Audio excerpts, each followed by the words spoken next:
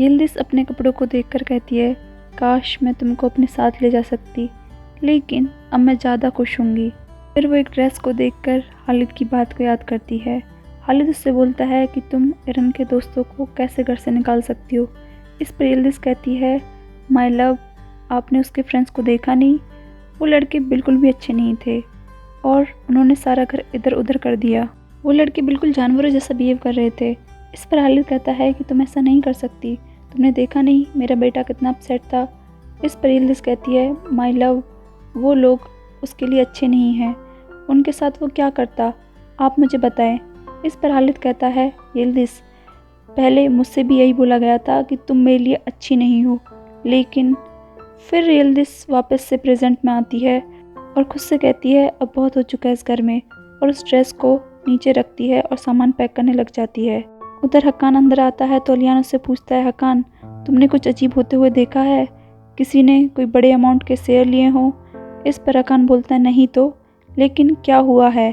इस पर अलियान कहता है कि जैनब ने मुझे बताया है कि उसने खालिद को सब कुछ बता दिया। इस पर हक्कान कहता है कि हो सकता है जैनब तुम्हें बेवकूफ़ बना रही हो, क्योंकि जो तुमने कल रात उसके साथ किया वो उस बात से बहुत नाराज़ है। इस पर अलियान कहता है कि हो सकता है कि उसने खालिद को कुछ नहीं बताया हो, लेकिन ये भी तो हो सकता है कि वो सच बोल रही हो। इस पर हक्कान कहता है कि अगर ऐसा है तो ये बड़ी अजीब बात है, क्योंकि अगर खालिद को सब कुछ पता है फिर भी वो कुछ नहीं कर रहा, तो ये बड़ा ही अजीब है।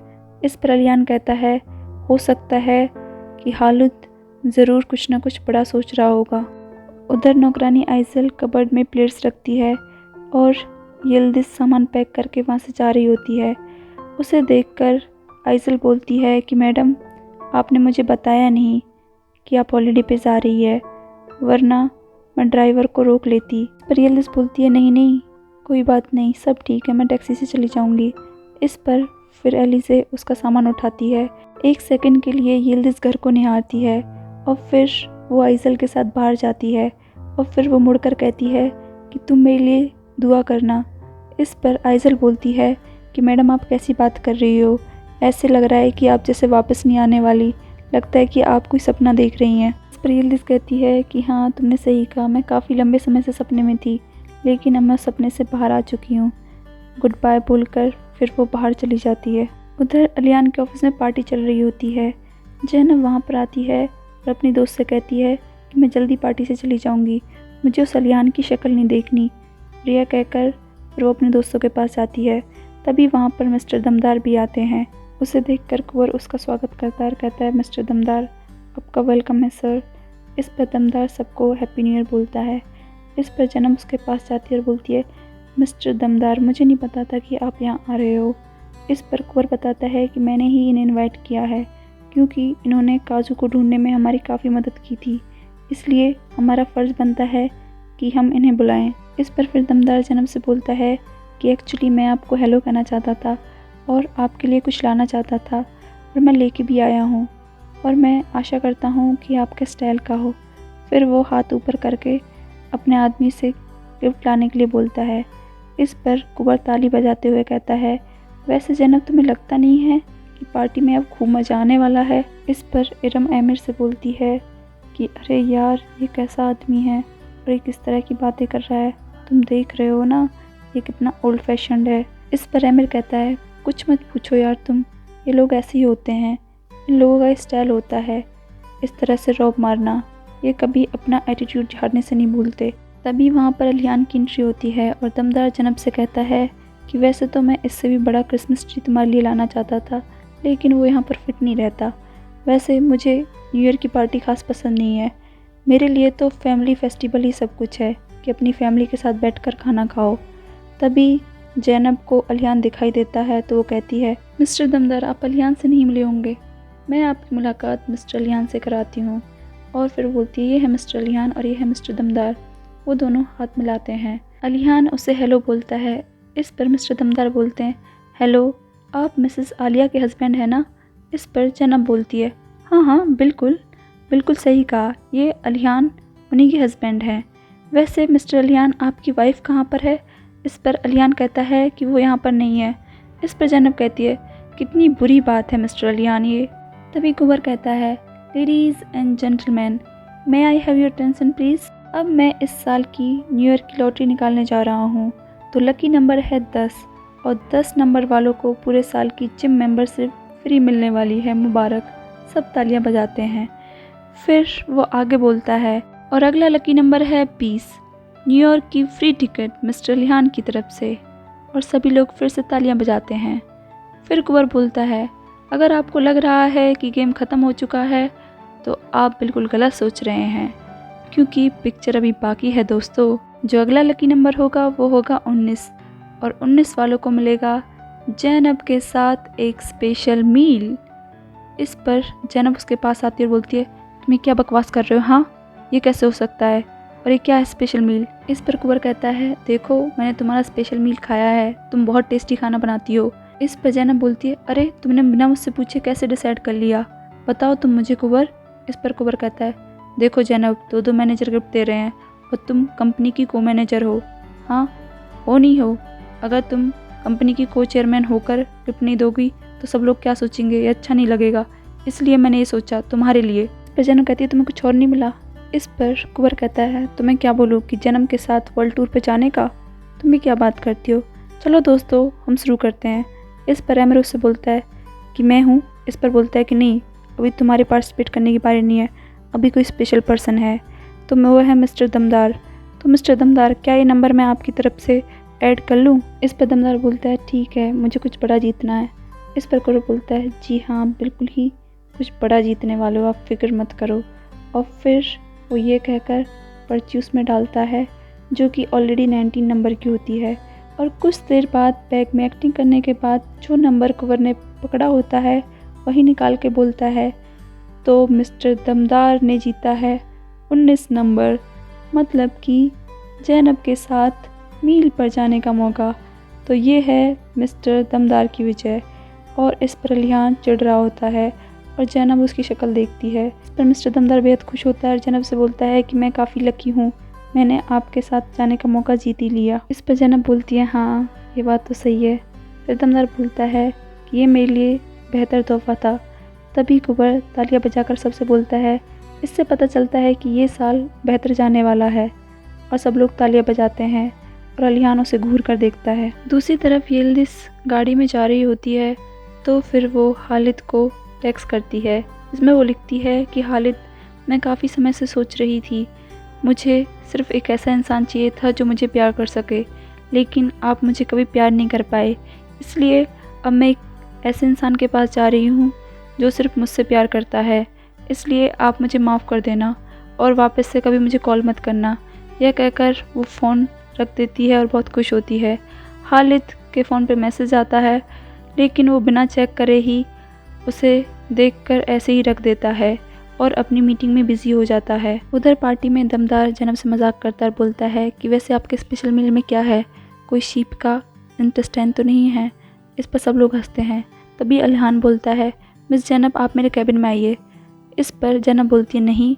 तो इस पर अलिहान कहता है कि आपसे पूछा नहीं गया है, आप मेरे कैबिन में आइए। यह कहकर चला जाता है। इस पर दमदार को गुस्सा आता है और बोलता है, कोई मुझे कैसे रोक सकता है, ये अपने आप को क्या समझता है, मैं इसको बहुत मारूंगा। इस पर जैनब बोलती है कि मिस्टर दमदार आप शांत हो जाइए, और वो यह कहकर वहाँ से कैबिन के लिए निकलती है। दमदार वहाँ पर गुस्से में खड़ा रह जाता है। वो अलिहान के कैबिन में जाती है और फिर वो दरवाज़ा बंद करते हुए बोलती है कि बोलिए आपको क्या बोलना है।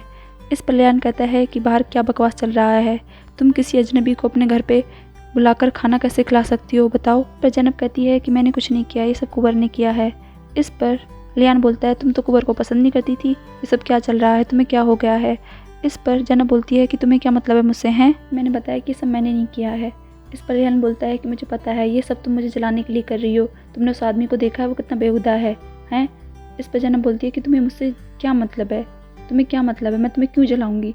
इस पर अलिहान बोलता है, मुझे पता है तुम ऐसे घटिया लोगों से मुझे जलाने के लिए मिल रही हो, तुम ये सब करना छोड़ दो, ठीक है ना, मैं उससे जलने वाला नहीं हूँ। इस पर जैनब बोलती है कि मिस्टर अलिहान आपको शर्म आनी चाहिए, शेम ऑन यू।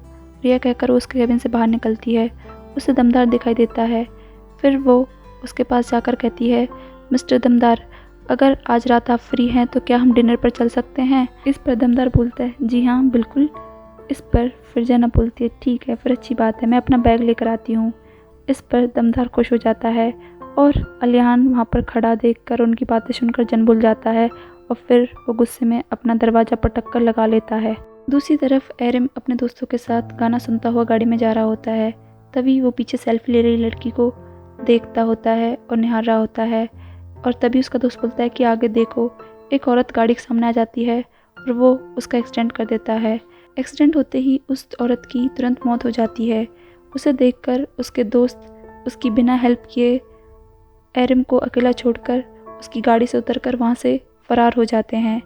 इससे एरम बहुत दुखी हो जाता है। दूसरी तरफ यिल्दिज़ केमाल के घर पर जाती है। वो बहुत खुश हो रही होती है कि खालिद की ज़िंदगी को छोड़ के आखिरकार मैं केमाल के पास आ गई। वो दरवाज़ा नॉक करती है। 2 बार नॉक करने के बाद आखिरकार केमाल दरवाज़ा खोलता है। उसे देखकर यिल्दिज़ बहुत खुश होती है और बोलती है कि मैं तुम्हारे पास आ गई हूँ सब कुछ छोड़कर, हम एक नई शुरुआत करेंगे। इस पर केमाल सरप्राइज़ हो जाता है और उसे याद आता है कि उसने कल ही तो ज़हरा को शादी के लिए प्रपोज़ किया था और उसे मिलने के लिए बुलाया था, जहाँ पर वो रेस्टोरेंट में शादी के लिए प्रपोज़ करता है और ज़हरा मान जाती है और वो लोग गुपचुप तरीके से शादी कर रहे होते हैं। और तभी वो वापस प्रेजेंट में आता है और दरवाज़ा ओपन करता है। यिल्दिज़ सामने देखती है, ज़हरा दुल्हन बनी हुई बैठी होती है और खालिद भी वहाँ पर होता है। ये सब देखकर उसे बहुत बड़ा झटका लगता है और उसके हाथों से बैग छूट जाता है, जिसे खालिद देख लेता है। पर ज़हरा उससे पूछती है कि डैड क्या आपने यिल्दिज़ को बुलाया है? इस पर खालिद बोलता है नहीं, मैंने तो नहीं बुलाया। और यिल्दिज़ उसके फ़ोन की तरफ देख रही होती है कि मैंने इसे मैसेज किया है लेकिन इसने पढ़ा नहीं है। तभी फिर खालिद यिल्दिज़ की तरफ देखकर बोलता है कि तुम यहाँ पर क्या कर रही हो? इस पर यिल्दिज़ घबराई हुई होती है और वो ज़हरा को भी देख रही होती है। फिर वो एक्टिंग करती हुई बोलती है, अरे मैं यहाँ क्या कर रही हूँ, आप लोग यहाँ पर क्या कर रहे हो? खालिद, आपने मुझे इतना पराया कर दिया कि आपने मुझे अपनी बेटी की शादी में भी इनवाइट नहीं किया। इस पर खालिद बताता है कि हमने किसी को नहीं बुलाया। और तुम्हें कैसे पता चला? इस पर यिल्दिज़ बोलती है कि मैंने आपका पीछा किया इसलिए मैं यहाँ पर आई। इस पर ज़हरा कहती है कि अगर तुम्हें मेरी शादी के बारे में पता चल जाता तो तुम कौन सा खुश होती। इस पर यिल्दिज़ बोलती है कि मुझे कोई फ़र्क नहीं पड़ता, मुझे कोई फ़र्क नहीं पड़ता ज़हरा कि तुम्हारी शादी किससे हो रही है, तुम समझी? और खालिद तुम भी समझ लो, मुझे कोई फ़र्क नहीं पड़ता कि वो मेरे पुराने प्रेमी से हो रही है, लेकिन मुझे फ़र्क पड़ता है तो तुमसे खालिद। और फिर वो खालिद का फ़ोन देखती है कि उसने मैसेज किया था। फिर इस पर खालिद बोलता है कि जो भी बात हम बाद में करेंगे, लेकिन तुम्हें सूटकेस लेकर क्यों आई हो यहाँ पर?